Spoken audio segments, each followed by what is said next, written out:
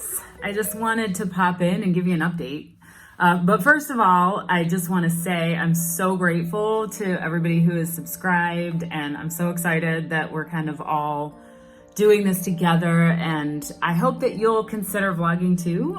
If not, just the comments and just talking to you on the comments is fine. But I really appreciate it, and I'm so excited that you're here. Today is day 20, I think, and still dealing with the weight gain thing, right? Just existing in your skin, just dealing with feeling different in your body. It's funny, in 2014, I started a blog, and this was right after I read Intuitive Eating, and it was in a time when I thought there is a way to stop dieting without gaining weight. Like I think because of the hunger scale in intuitive eating, it made me believe if I just follow the hunger scale and I do that right, I won't gain weight, which is kind of funny because it's another diet then. It's like the hunger scale diet. So basically it didn't work out, but I had started a blog and I did about, I think there's around 6 entries on there.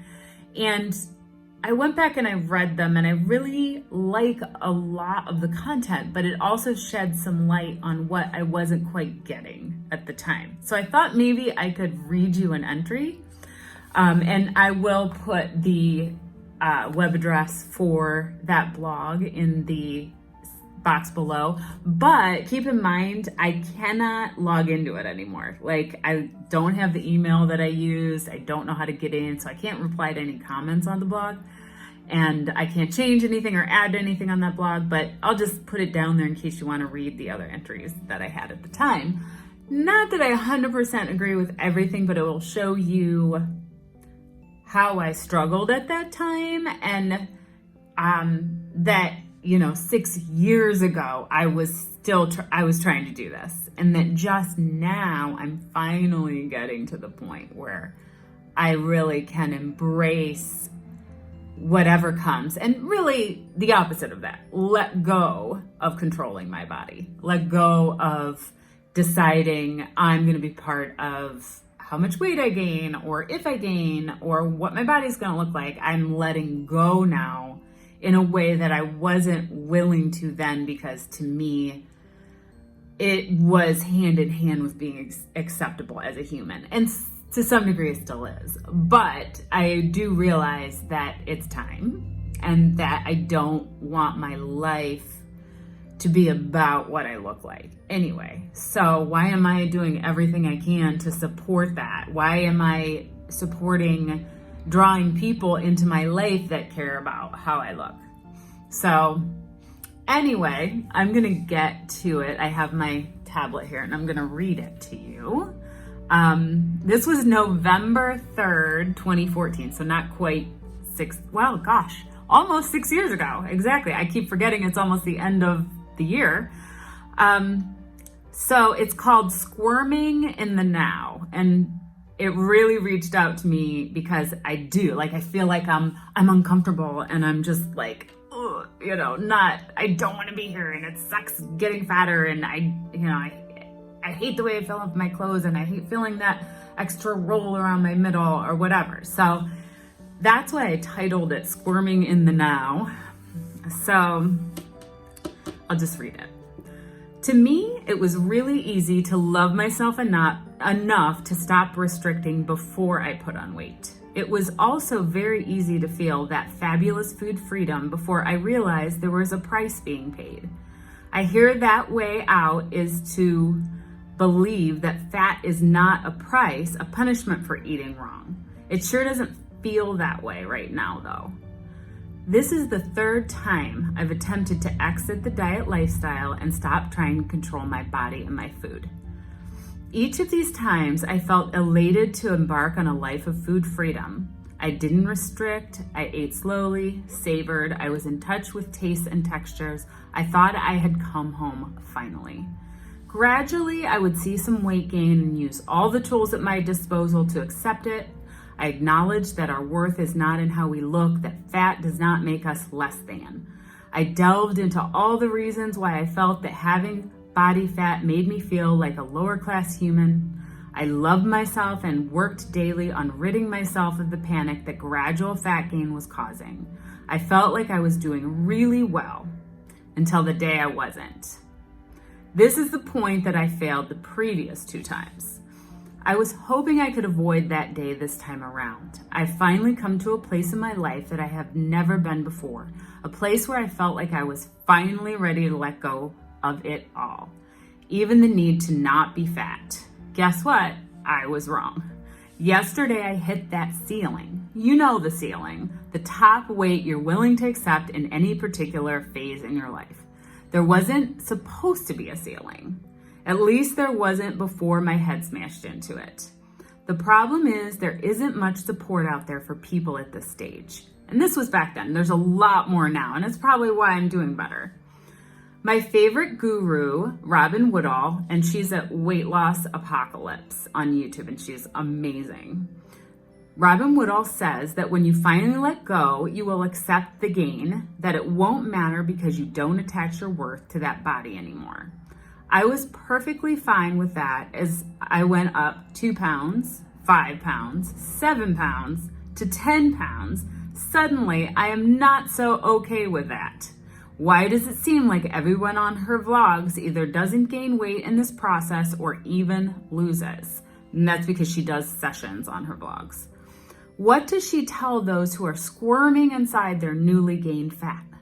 Let me tell you, I've been trying to sit with that feeling and it's not getting any easier. I've come far enough to not feel less than, but I am damn uncomfortable. Another favorite food coach of mine is Hagen, and I think she changed her last name to Dooner, of the blog The Fuck It Diet. Her observations of letting go of food control have been inspirational to me. However, she gained around 10 pounds from her low dieting weight and then just naturally stopped. She's able to eat tons of calories, whatever she wants, and not fluctuate much, if at all. As a matter of fact, all of those wonderful souls trying to help us with the issue of body control through diet seem to be rock stable and completely unrestricted in their food choices. I'm feeling a bit adrift without any step-by-step guidance in how to deal with getting fat in this process. What if my ceiling is 20 pounds, 30 pounds? How do I accept that? Yes, I can buy the theory that I will gain weight as I'm working through my years of food and fat issues, then stabilize, then lose slowly as I'm eating only what my body and mind are asking for in their healthier state. But how do I deal with the uncomfortable now? So I asked myself this morning, after finding my work clothes more snug than ever, what if this now weight is being caused by an issue I still haven't addressed? This could be the case. My first instinct is to bag it all and run for the nearest fad diet, but what if? So I began to examine my habits over the last several weeks. You know those habits that I wasn't supposed to be paying any attention to? Yeah, those. I dissected those puppies. I slowly realized that my paranoia of weight gain was present from the start of this attempt and that I was manipulating my eating accordingly. Very much like I would in past decades, eating the maximum allowed to not gain weight. I was allowing myself to eat many of the previously labeled bad foods, but still associating them with weight gain paranoia. This set off quite a devastating chain of events. To offset those foods I was afraid would cause me to gain, even before I saw it or felt it, I was choosing much more lower calorie foods at other times, telling myself that those were what I really was craving.